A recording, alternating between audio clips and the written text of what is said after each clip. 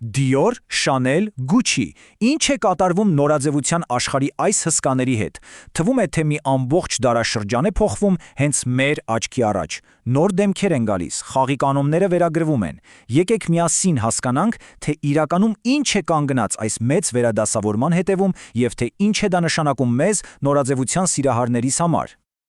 Դե ինչ, մեր այսօրվա ուղևորությունը կունենա 4 հիմնական կանգառ։ Սկզբից կխոսենք մարդկանց մասին, կտեսնենք, թե ովքեր են նոր դեմքերը, որ փոխում են խաղը։ Հետո կփորձենք հասկանալ, թե ինչ տնտեսական ուժեր են ստիպում ամբողջ ոլորտին փոխվել։ Այնուհետև կսուզվենք տեխնոլոգիաների աշխարհ, արհեստական բանականություն, տվյալներ ու վերջում կփորձենք կանխատեսել, թե ուր է գնում շքեղության աշխարհը։ Գնացինք։ Եվ այսպես, եկեք սկսենք ամենահետաքրքիրից, հենց պոդիումից։ Ինչ են անում Dior-ի, Chanel-ի և Gucci-ի նոր կրեատիվ ղեկավարները իրենց առաջին իսկ քայլերով։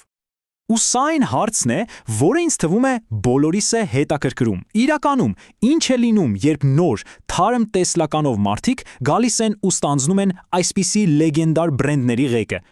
Dior-ի դեպքում Ջոնաթան Անդերսոնը, գիտեք, մի տեսակ խաղադրույք է անում հետևողականության վրա։ Նա չի փորձում ամեն սեզոն անիվ հայտնագործել։ Ընդհակառակը, վերցնում է իր առաջին իսկ հավաքածուի հիթերը, օրինակ տղամարդկանց համար նախատեսված այս բար բաճկոնը, ու շարունակում է զարգացնել դրանք։ Նրա ուղերձը շատ պարզ է։ Լավ գաղափարները պետք է շարունակեն ապրել, ոչ թե մնան մեկ սեզոնի համար։ Իսկ Chanel-ում Մաթյո Բլազին կարելի ասել մի ամբողջ թատերական ներկայացում է ստեղծում, որպես բեմ ընտրելով Նյու Յորքի մետրոն։ Այստեղ կան բոլորը՝ ուսանողուհուց մինչև լրագրող ու բարձրաշխարհայիկ տիկին, բայց ամենաանհավանականը մանրուքների մեջ է։ Տեսնում եք այդ ջինսերը, դրանք իրականում ջինս չեն, դրանք մետաքսից են, այնքան վարպետորեն մշակված, որ անհնար է տարբերել։ Սա իսկական վարպետություն է, հենց սա է Chanel-ի ուժը։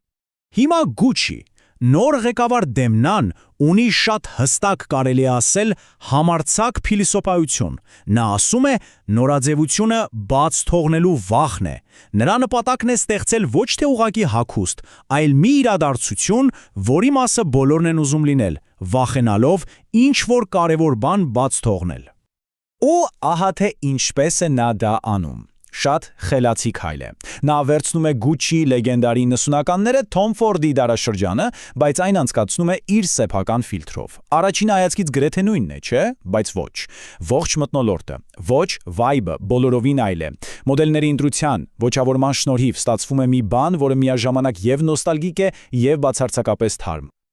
Լավ, պոդիումում տեսանք, թե ինչ է կատարվում, բայց այս ստեղծագործական փոփոխությունները իհարկե դատարկ տեղում չեն առաջանում։ Դրանք ուղիղ պատասխանն են այն մեծ տնտեսական ուժերին, որոնք փոխում են խաղի կանոնները ամբողջ ոլորտի համար։ Business of Fashion-ի տարեկան զեկույցը օգնում է մեզ հասկանալ, թե որոնք են այդ ուժերը։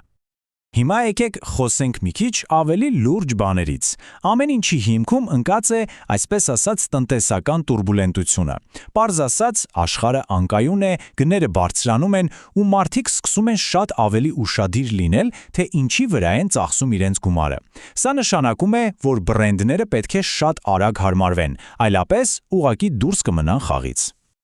Ու այստեղ մի շատ հետաքրքիր բան է տեղի ունենում։ Պարզվում է, որ միջին սեգմենտը, ոչ ամենաթանկ, բայց որակյալ բրենդները ավելի արագ են աճում, քան շքեղության սեգմենտը։ Ինչի մասին է սա խոսում։ Որ մրցակցությունը սրվում է։ Մարդիկ սկսում են մտածել, իսկ արդյոք արժի այդքան շատ վճարել, երբ կան շատ լավ այլընտրանքներ։ Սպառողների մտածելակերպն էլ է փոխվում։ Այլևս կարգավիճակի խորհրդանիշը պարտադիր չէ, որ թանկարժեք պայուսակ լինի։ Մարդիկ ավելի շատ են ներդրում ոսկերչական իրերի, առողջության, փորձառությունների մեջ։ Հատկապես հետաքրքիր է այս ինքնանվերների թրենդը, երբ մարդիկ, հատկապես կանայք, իրենց համար գնում են արժեքավոր իրեր, որոնք կմնան երկար։ Տնտեսությունից բացի կա մի ուրիշ, գուցե էլ ավելի հզոր ուժ, որը փոխում է ամեն ինչ։ Խոսքը իհարկե տեխնոլոգիաների մասին է։ Եկեք տեսնենք, թե ինչպես են արհեստական բանականությունը, տվյալները եւ մեր սեփական վարքագիծը վերաձևում նորաձևությունը։ Արհեստական բանականությունը սա այլևս ֆանտաստիկ ֆիլմերից չէ։ Սա արդեն մեր իրականությունն է։ Պատկերացրեք, այն նայում է միլիոնավոր նկարներ սոցցանցերում ու կանխատեսում, թե վաղը ինչն է լինելու նորաձև։ Այն օգնում է մեզ առցանց գնումներ կատարելիս առաջարկելով հենց այն, ինչ մեզ պետք է։ Փաստացի, այն կանխագուշակում է մեր ցանկությունները։ Որպեսզի ավելի պարզ լինի, ահա մի հիանալի օրինակ. Վալենտինո։ Նրանք օգտագործում են արհեստական բանականությունը ոչ թե դիզայներին փոխարինելու, այլ նրա ստեղծագործական թևերն ավելի բացելու համար։ Այսինքն, ԱԲ-ն ստեղծում է զարմանալի վիզուալներ, ոգեշնչված արվեստի պատմությունից, ինչը թույլ է տալիս բրենդին պատմել շատ ավելի խորը և հետաքրքիր պատմություններ։ Դե ինչ, մենք տեսանք նոր դեմքերին, խոսեցինք տնտեսական ճնշումներից ու տեխնոլոգիական հեղափոխությունից։ Հիմա ամենահետաքրքիրը։ Եկեք այս բոլոր կտորները միացնենք իրար ու տեսնենք, թե ինչպես են խոշոր խաղացողները արդեն այսօր կառուցում ապագան։ Gucci-ի մայր ընկերությունը Kering-ը շատ խելացի քայլ է անում։ Նրանք հասկանում են, որ չի կարելի բոլոր ձվերը դնել մի զամբյուղի մեջ, նույնիսկ եթե այդ զամբյուղը Gucci-ն է։ Դա շատ ռիսկային է։ Այդ պատճառով նրանք ուժեղացնում են իրենց մյուս բրենդները եւ մեծ ներդրումներ անում, օրինակ ոսկերչության մեջ, որը շատ ավելի կայում է տնտեսական տատանումների հանդեպ։ Նույնիսկ նորաձևության ամենամեծ տոնը՝ Met Gala-ն արձագանքում է այս փոփոխություններին։ Այս տարի թեման նորաձևությունը դիտարկում է որպես արվեստի նմուշ։ Սա շատ կարևոր ուղերձ է։ Ոլորտը կարծես ասում է՝ եկեք մի քիչ դանդաղեցնենք տեմպը եւ կենտրոնանանք հավերժականի, վարպետության եւ մշակութային արժեքի վրա։ Եվ ահա թերևս ամենավառ օրինակը, թե ինչ տեսք ունի նոր շքեղությունը։ Ժակեմուսը հովանավորում է ոչ թե ինչ-որ գլամուրային երեկույթ, այլ իր հայրենի քաղաքի ֆուտբոլային թիմը։ Սա ցույց է տալիս, որ շքեղությունը այլևս միայն թանկ իրերի մասին չի, այն համայնքի իրական կապի զգացմունքների մասին է։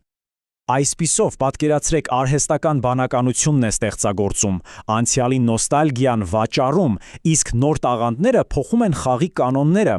Ու այս ամենի ֆոնին ծագում է մի մեծ հարց. ի վերջո, ինչ է ընդհանրապես նշանակում շքեղություն այսօր։ Այս հարցի պատասխանը կարծում եմ մենք բոլորս միասին ենք գրելու։ Շնորհակալություն, որ մեզ հետ էիք։